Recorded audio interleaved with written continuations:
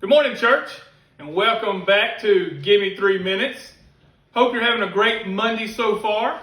This morning, I want to dive into John chapter 16, verse 33. John 16, verse 33. And this is Jesus talking because it's in red. And he says, I have told you these things so that in me you may have peace. In this world you will have trouble, but take heart. I have overcome the world. Now, as I look at that verse this morning and I study it, a few things point out to me that I want to point out to you this morning. It says, so that in me, Christ is saying, in him, we may have peace. And I want you to know that this morning, church, that in him we have peace. In other things, we may think we have peace, but we're not really going to have peace. But in him we do. And then the verse goes on to say, in this world you will have trouble. Now, we know about that right now. And what's going on in our world, there's going to be trouble. And trouble is going to happen. And guess what? When we get over what's going on in our world right now, there's going to be more trouble. Because that's the world we live in. It's sinful. Right? It goes on to say, but take heart. And there's an exclamation point that I want to point out to you this morning. Because that's God saying, take heart. Take what I'm telling you and believe it. An exclamation point like, putting it on the sentence. And it says, I have overcome the world. And that's what I really want to point out to you this morning is that Jesus has overcome this world. He's already done that for us.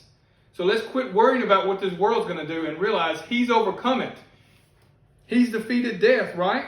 So this morning I got a few things I want to point out to you is that it's easy to believe the Lord reigns when everyone is healthy, the economy's strong, and we can go sit in our favorite restaurants and eat. It's easy to believe that the Lord reigns then because everything's perfect, everything's kosher.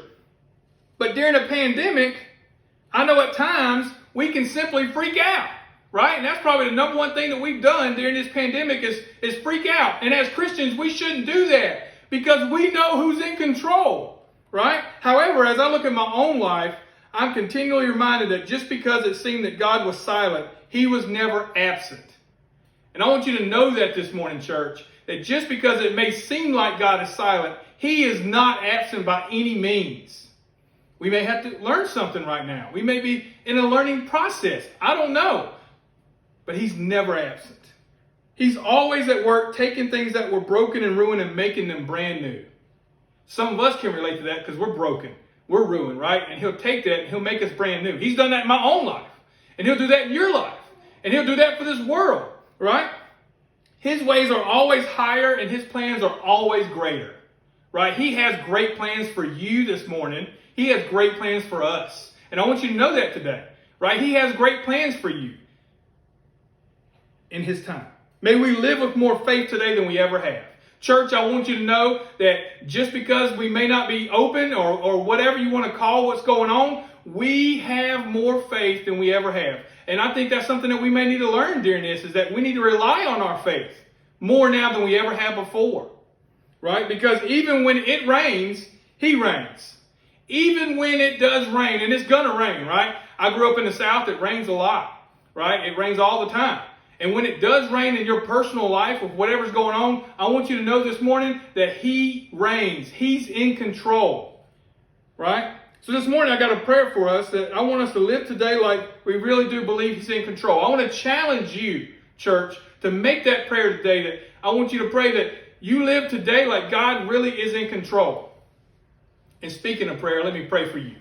Heavenly Father, I thank you so much for what you've done in my life and what you're going to do in my life in the future. And Father, I pray that the right person is sitting today watching this video wherever they're at and they don't know you. And Father, I pray today will be their day of salvation.